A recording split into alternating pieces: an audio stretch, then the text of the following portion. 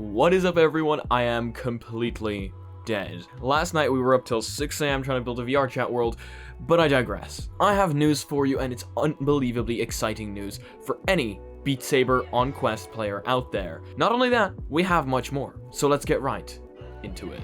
I need a speed run. This coffee drinking. Give me your life force. Oh, that's hot.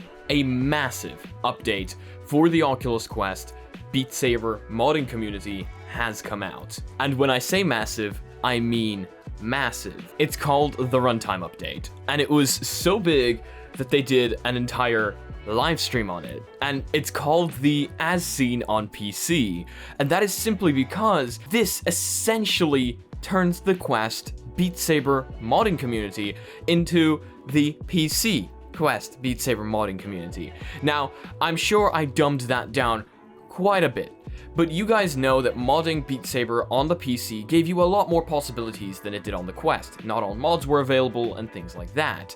However, from what I got from the live stream, because yes, this is a live stream, you can check it out right up here, this is essentially going to allow a lot more of those PC mods to come to the Quest. A proof of that?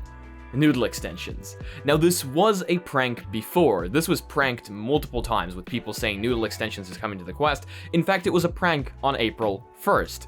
However, now it's actually happening and it's real. This is going to be the largest update to the Beat Saber modding community on the Oculus Quest to ever happen. 1.16.4, August 20th, the largest update has come out. Now, Noodle Extensions for the Oculus Quest is not yet available. Don't be jumping up and down just yet. You can't download it just yet, but you will be able to very, very soon.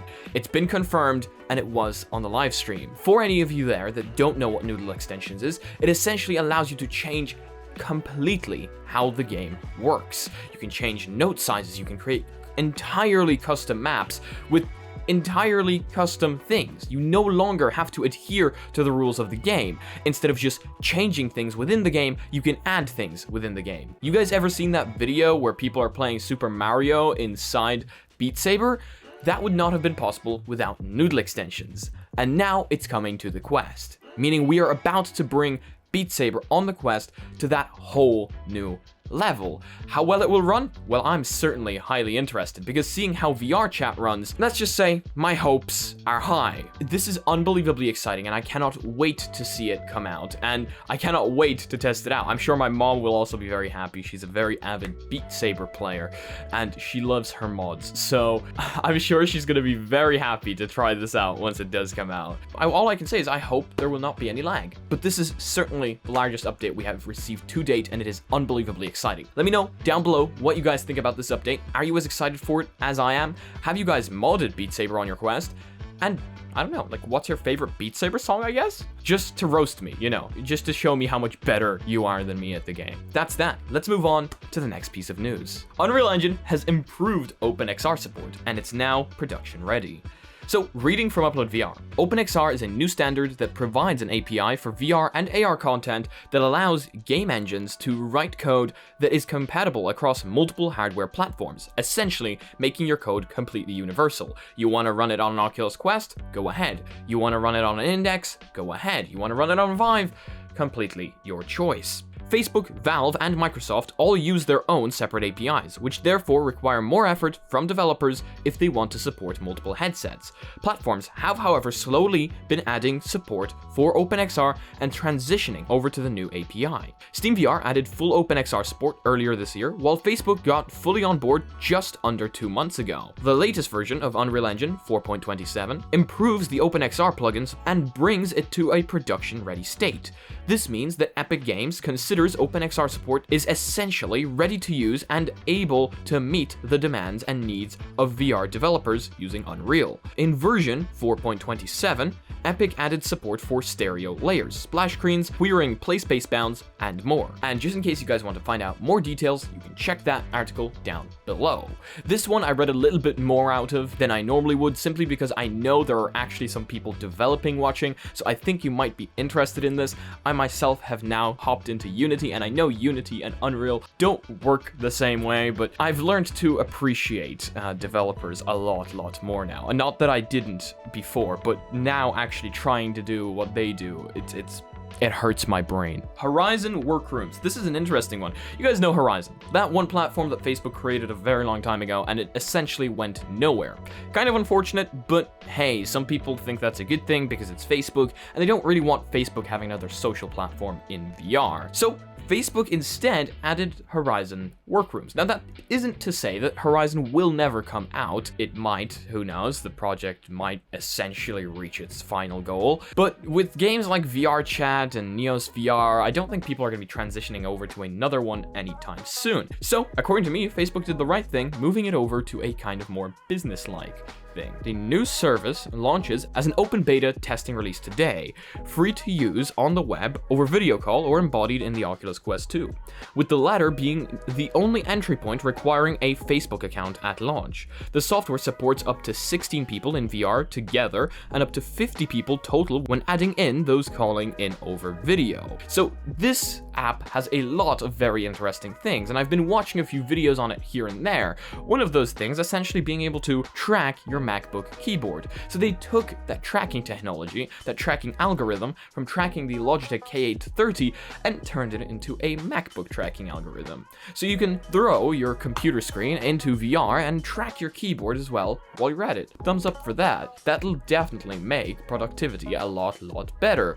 And looking at how well it works, looking at the YouTubers testing it out, I must say, it does seem to work quite well. And seeing your colleagues when you're working with them, even if they're just virtual, even on their little virtual laptop with their virtual keyboard, is pretty damn cool. So thumbs up for that. In case you guys want to check out Workrooms, remember it is an open beta, meaning it's still in beta. Let's see if this will ever come out of beta. And you do require a Facebook account. Well, actually you require a Facebook account for the Quest, so yeah. And of course, in case you guys want to read more on this article, it'll be down in the description below. For any of you looking for new custom home environments, because a lot of people love customizing their home environments, me being one of those people, inside their Oculus Quest, just to add that little bit of flair, a little bit of you into the device, a developer has now turned the Half-Life Alyx City 17 into an Oculus Quest environment. And I must say, it looks damn amazing. While we may not be able to play the official Half-Life Alyx on the Oculus Quest anytime soon, we can at least stare at its beauty every time we turn the device on.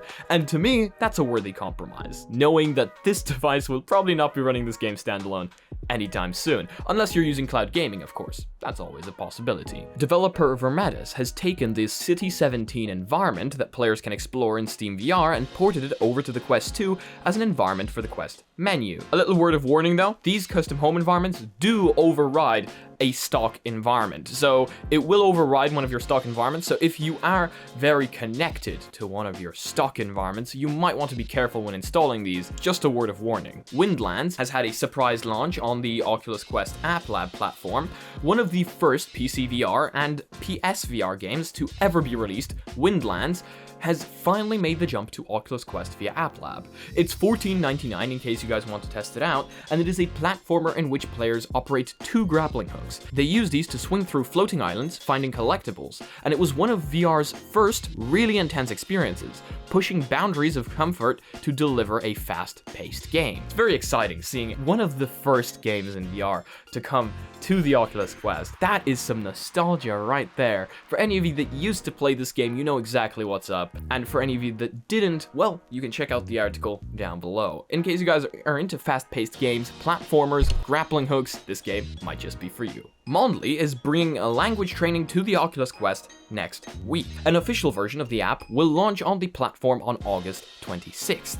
It was previously available on Oculus Go, Rift, Steam VR, and Gear VR, and works in tandem with the Mondly smartphone app too. So this is actually quite interesting. I'm all in for virtual reality training, virtual reality learning, and online learning in virtual reality. And bringing these apps directly standalone to the Quest is a fantastic idea, because the Quest is a portable device. People can bring it with them wherever they go. They don't need a PC, they don't need Steam VR. And putting on that device and submerging yourself in the virtual world is always going to be an experience, and always going to make that learning a little bit more fun, or at least according to me. It might distract some other people, but to me, it honestly just makes it more fun. And the Quest, again, being a portable device, meaning you can take this literally anywhere with you, plug in some headphones if you're in a public space, and begin doing some learning. And as much as you, over there, at the other end of the camera, might think, that's cringe, I'm never wearing a headset out in public, other people have other ideas, okay? And the more people we make this accessible to, the more people can learn, not only new languages, but also new skills.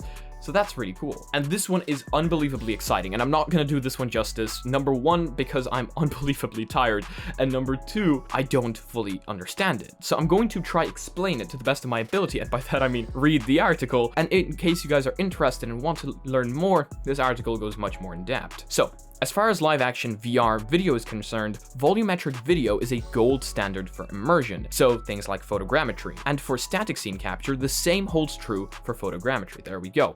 But both methods have limitations that detract from realism, especially when it comes to view-dependent effects like specular highlights and lensing through translucent objects. Research from Thailand's Vidyasermedi Institute of Science and Technology shows a stunning view synthesis algorithm that significantly boosts realism by handling such lighting effects accurately. So I definitely butchered the name of that institute right there, but essentially what this real-time view synthesis algorithm called NEXT can do is it's going to greatly improve the realism on the lighting in things like these volumetric captures. It's very, very exciting because watching this video and seeing how well it works, well, it's real and it's creepy, because this means we're getting one step closer to virtual reality looking like reality. And when virtual reality looks like reality, how do you distinguish between the two? Especially when headsets become so lightweight, you forget they're on your head. We're getting to that point. We're getting slowly. Headsets aren't as comfortable yet to forget that you're wearing a big box on your head, but we're getting there. Let me know what you think about that down below. What do you think about all these achievements we're having in VR? People were getting very excited about them in the last few videos. People were saying, yeah, we're not 100% there yet, but watching these videos, seeing what people are doing to get to that point, it's nice seeing the progress. I certainly agree. Very exciting. That is going to be it for today's video. Thank you all so much for joining me today. I hope you all have a fantastic day or night. If you guys liked it, please leave a like. If you guys disliked it, I guess the button works too, but please tell me why down in the comment section below. If you guys are not yet part of our community, make sure to join our Discord down below. Make sure to join our Reddit, where I want to see you posting your spice memes. We also have a VR chat world now. It's not entirely fully finished. My skills at Unity are still getting there, but I'm unbelievably excited. We have a Trello app where people can submit their ideas and say what they want to see in the world, and hopefully it ends up being a chill spot for all of us where the community can sit down and chill, and it's our own little spot. I'm unbelievably excited for that. If you guys would like to support the channel in any way, shape, or form, we've got sick merch down below, including these mugs that boost your FPS by 300%, and merch that doesn't put a huge on your body. And if you guys want to notice about Twitch content coming up on the channel, then make smack that subscribe button with your my bell, and see you in the next video. Peace.